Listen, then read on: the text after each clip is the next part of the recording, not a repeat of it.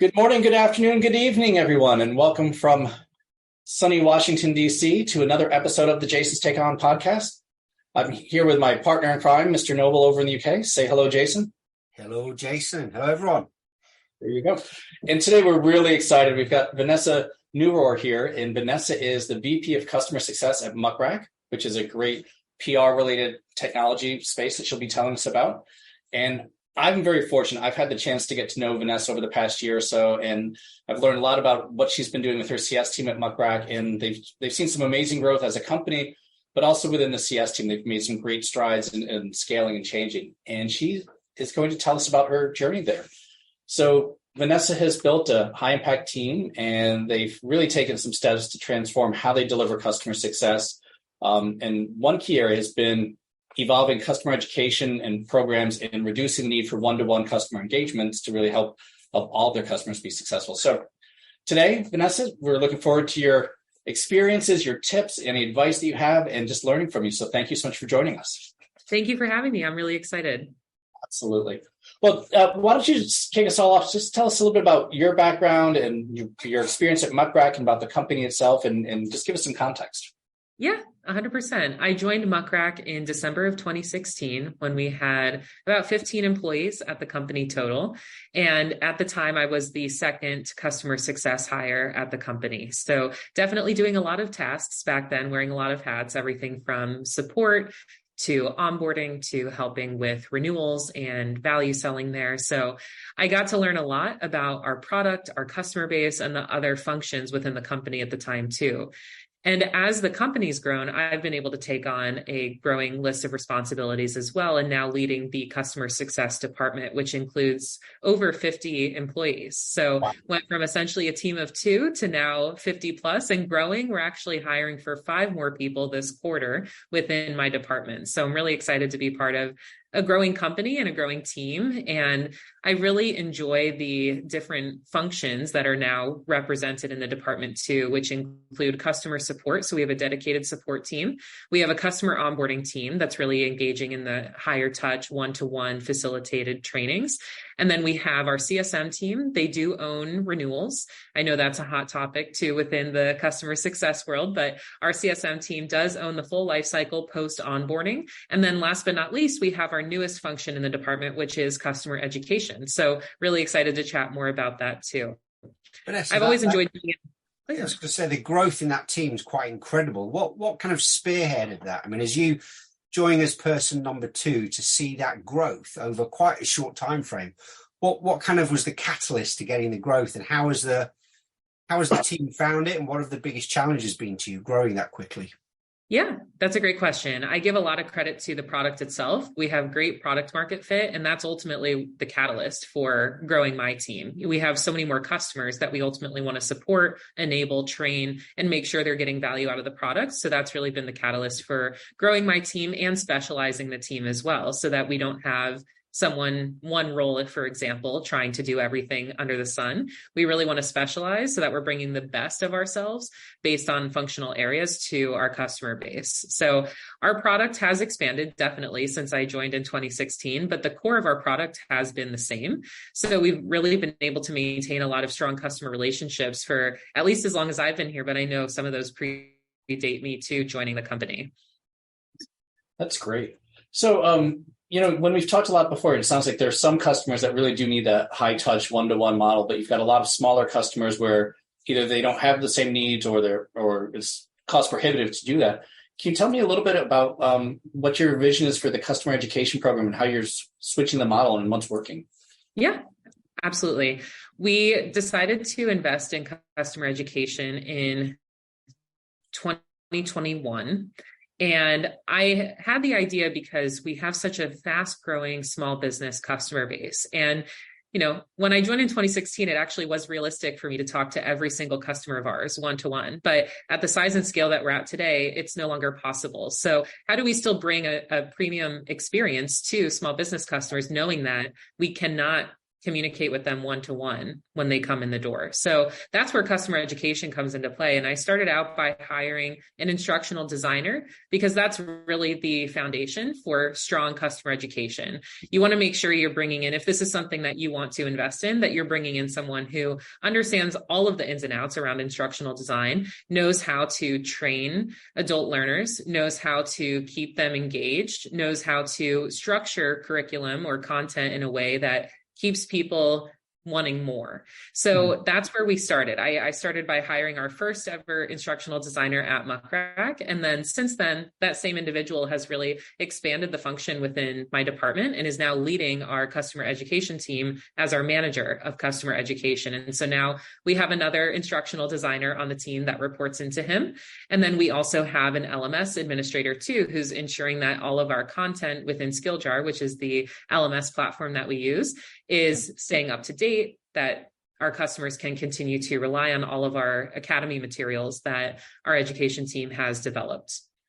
How did your customers find the transition? So going from that one-to-one relationship conversations to not doing it, how was the transition, and kind of over what time frame did it happen? Yeah. Were customers happy with it? Because I can imagine some quite challenging customer conversations, because it's a big shift, big change in your model.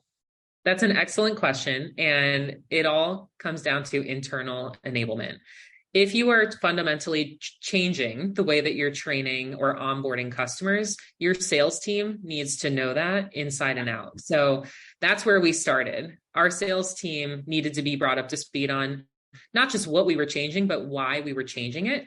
So that way they could sell it in a way externally that really resonated with our customer base. And we are still delivering a high touch onboarding experience for our mid-market and enterprise customers. So honestly, the biggest change through all of this is in small business or SMB. So we really spent a lot of time training our SMB reps on what to say and why we're doing this.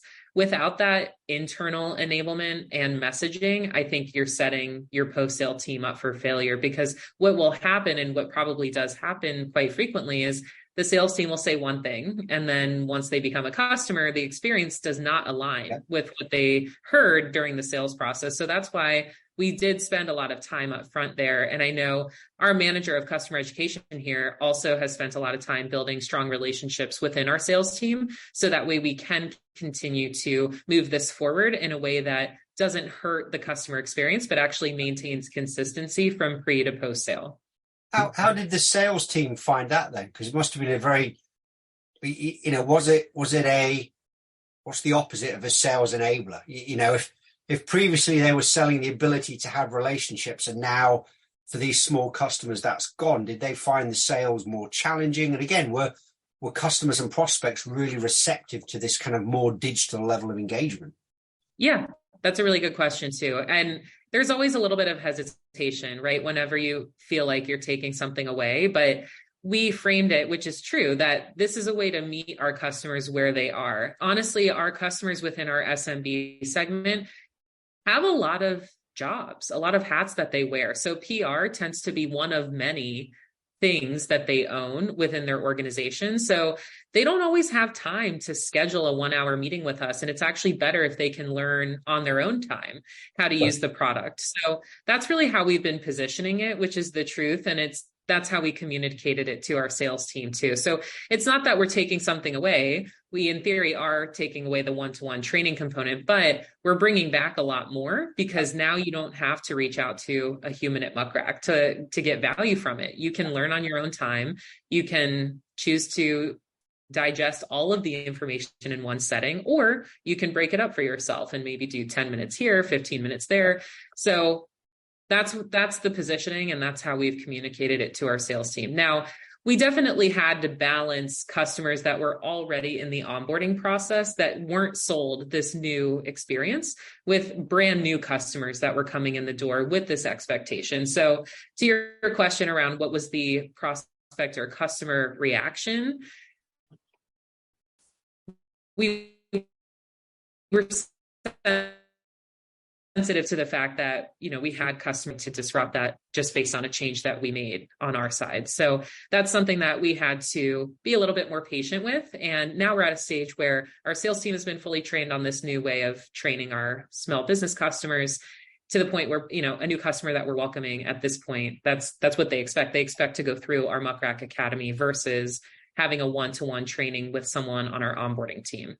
I think I was just going to say, Jess, I think we lost you there for a second with the connection, Vanessa, but I think what you're saying, that transition is key. And I think now you're in a position where your sales team understand it, your customers understand it. You've not got any of these kind of ones that are stuck like that. It's a very clear sales proposition now, and this is how you sell it, and it works. I think it's a great process to have gone through. Yeah.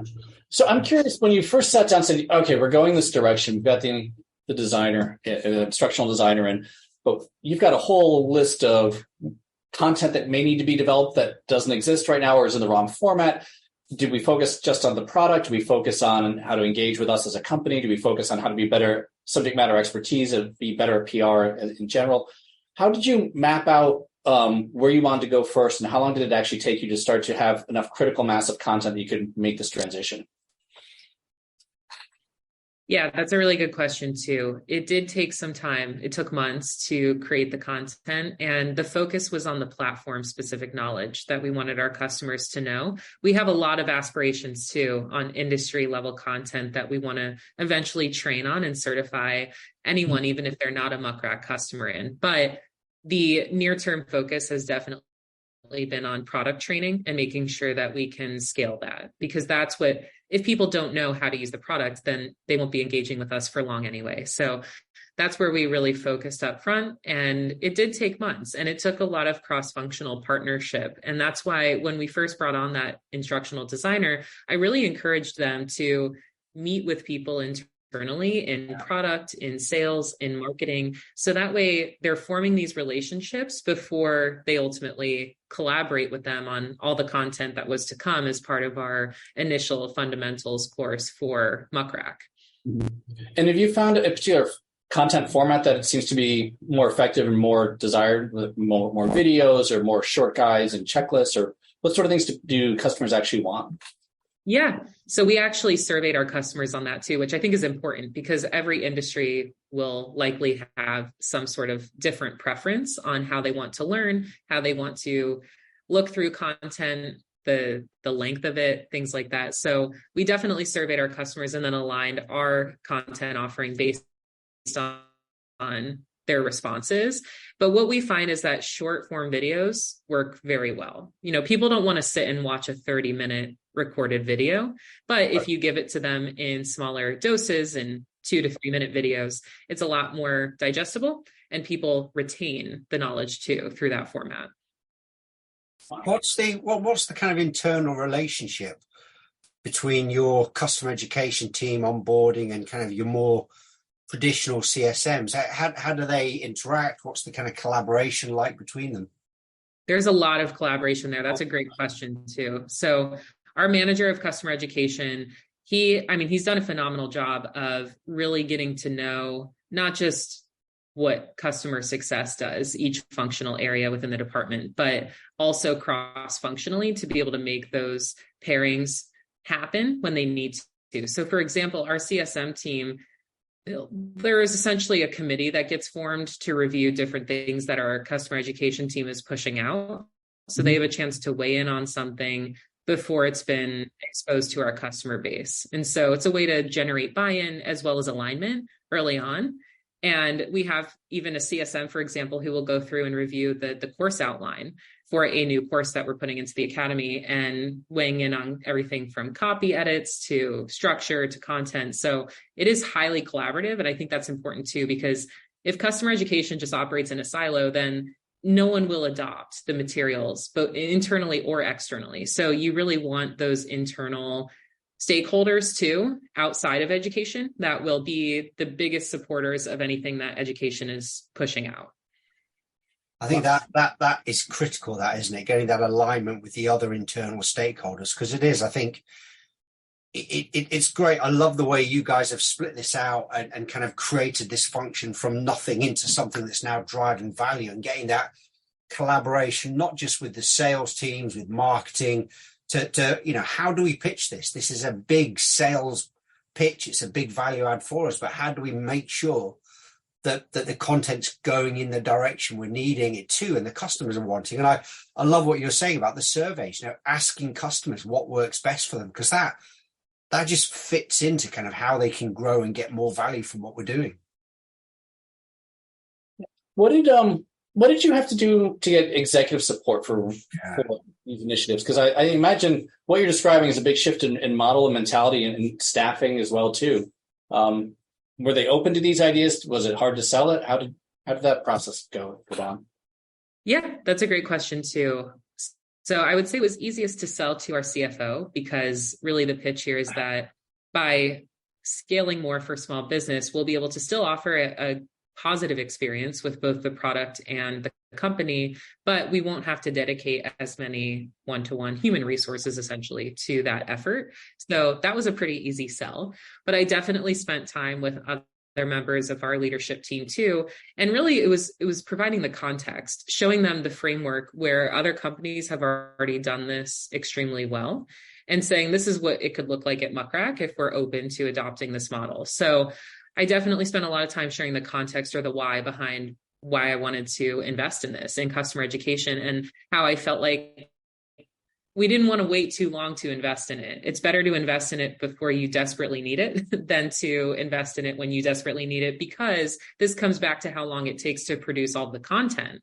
It's not something that, this is what I would encourage to anyone listening too, it's not something that you can invest in and then immediately expect ROI on 3 months out. It's going to take time. You have to have an LMS in place. You have to have, of course, at least your first instructional designer in place who's creating all of this content, and it's going to take months. So I also made sure to mention that up front too, that, there's a lot of potential here with customer education, but it's also not something that we can expect an immediate return on. So I set that expectation up front too. And we've been able to continue investing in it. So it is going well for us, and we're going to keep investing in education too. I really think that more SaaS companies should be putting education at the center of their customer experience. Absolutely.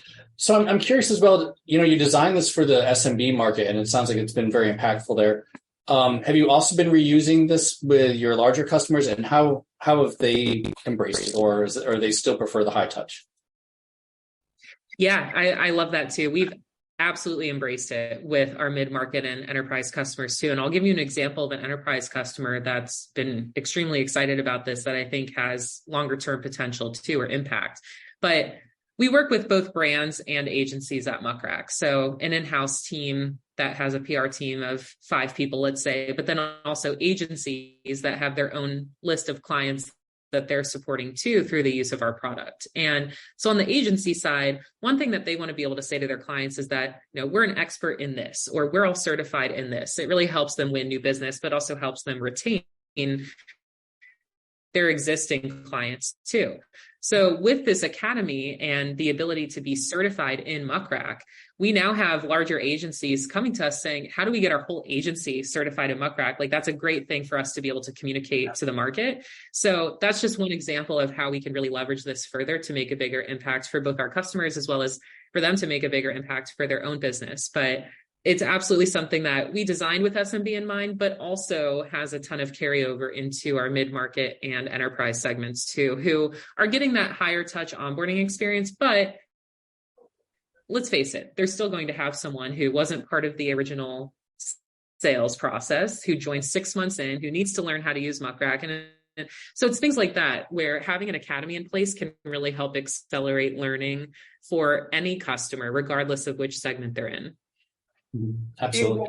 What have some of your big kind of lessons learned being along the journey when you've kind of grown your team, you've grown this up, you've had the feedback from your customers, and what kind of guidance would you give to people that are kind of starting on this journey to build out an education program like this? Yeah, I love that too. So one big piece of advice I would say is, if you're investing in education for the first time, please hire an instructional designer. I think some education teams will instructional design, or should I invest in a customer trainer? And a customer trainer is great to the extent that they'll go out there and talk to anyone and they're comfortable speaking externally about the product. But you really need an instructional designer to scale an education program. So my biggest piece of advice is please hire an instructional designer as your first hire if you are investing in customer education. And then second to that, survey your customers. I would say even before you hire someone, it's great to have at least a preliminary understanding of what you would be bringing to your customers through an education program. So definitely survey your customers, listen to them, ask them how they want to learn, ask them how they're already learning about your product, even outside of what you offer them, because you might be surprised about how or where they're turning to learn about your product. And then the other thing that I would add too is look at other certifications, look at other courses, other thought leadership content you can offer that aren't specific to your product. So that's where we're really heading now is how can we upskill the industry, not just people using Muckrack, but how can we upskill folks across PR in general? Right. That's great. So I'm curious as well, too, as you start to embrace education, how does that throw off or adjust product launch times? So as you're running out new functionality, I'm assuming that, now we've got to build this education piece we didn't have to before. Yeah, that's a great point. So we have at Muckrack a launch leads committee that spans across multiple functions. So our product operations team is really leading that committee, but our manager of customer education sits on that committee too. So he's privy to our launch plans well in advance of a new feature actually going live to our customer base. So that's really important too. Our customer education team and really any customer facing team should not be finding out about a launch at the same time as our customers. And you need to have enough lead time, as you've hinted at too, to be able to produce the right materials to set customers up for success using that new feature. Now, there will be some smaller features that don't necessarily require a dedicated education output, but I will say Help Center, that's something that our education team owns as well. It is important to update that, of course, as you're launching new features. So regardless, make sure you've aligned internally with your product team specifically on what lead time you need from them to be able to get this customer-facing documentation, curriculum, et cetera, available by the launch date. If you aren't having those proactive alignment conversations internally, then you're not going to have that lead time. Right, absolutely. Awesome. Well, thank you so much. We always like to ask our guests a bold challenge question. So we have one for you. What is the single most important bold action CS leaders should take to quickly transform your teams and get out of this one-to-one meeting mindset and embrace more of an customer education approach? Yeah, I love that question. I think there's two things there. Number one, start by investing in instructional design. Even if you won't be able to scale your customer education program quickly or reinvest in it quickly, having an instructional designer on your team will do wonders, not just for your customers, but internally as well, making sure that everyone has the same foundation of product knowledge across your customer-facing teams to be able to educate if it is in a one-to-one fashion or in a scaled fashion. So definitely invest in instructional design. You won't regret it. And then the second thing that I would say too is listen to your customers, be iterative, be flexible. You don't have to have a fully built out academy day one at launch. You can start with a simple course and see what the customer response is to that new way of learning, especially if this is really something you're changing within your organization. There's obviously the internal change management that you have to navigate and the external change management. So you can start small. You don't have to bite off everything all at once. Awesome. Great. Well, thank you so much for joining us today. And before we go, we always like to invite our guests to do a shameless plug. So please let us know what sort of exciting things are going on with you and how people can get in touch with you or anything else you'd like to share. Yeah, I love connecting with folks on LinkedIn. Please reach out to me if you're navigating through your career journey and customer success. I would love to share notes to help you, to be supportive of your journey as well. And if there are any PR professionals who happen to be in your network too, you want to share the good word of Muckrack, I am always happy to connect with those types of folks too. So happy to share more information with anyone if you want to just DM me on LinkedIn. Great. All right. Well, thank you so much, Vanessa. Really appreciate you being here. Thanks, Vanessa. Great conversation. Thank you both.